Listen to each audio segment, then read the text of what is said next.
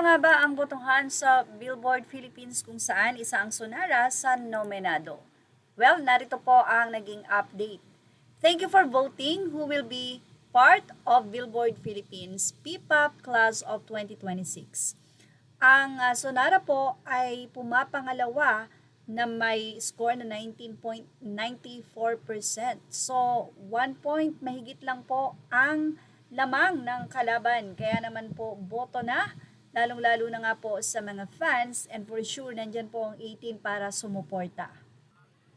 Samantala, mula sa naging update ng Rolling Stone Facebook page, ang SB19 ay isa sa pinakamalaking grupong nangunguna sa pag-usbong ng P-pop. Ngunit habang patuloy na aabot ng grupo ang mas matataas na tagumpay, layunin din nilang iangat ang kanilang mga kapwa artista sa industriya at suportahan ang susunod na henerasyon ng mga umuusbong na talento sa bansa.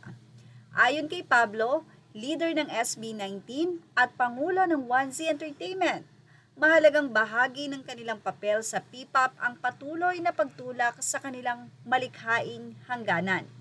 Sa pamamagitan ng patuloy na paglinang ng aming musika, pagpapakilala ng mga bagong konsepto, at pananatiling tapat sa aming pagkakakilanlan, aktibo naming hinuhubog kung ano ang maaaring katawanin ng P-pop sa pandaigdigang entablado.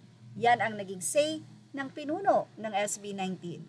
Gayunpaman, nananatiling pisikal at emosyonal na hamon ang pagpapanatili ng karera sa antas ng tagumpay na tinatamasa ng SB19. Sa kabutihang palad, may holistikong pananaw ang grupo pagdating sa pangangalaga sa sarili.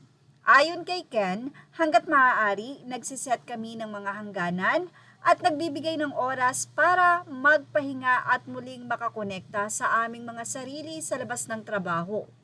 Naniniwala ako na ang kalusugan ay hindi lamang pisikal, sabi naman ni Stel. Dapat itong maging balanse sa aspetong mental, emosyonal at pinansyal.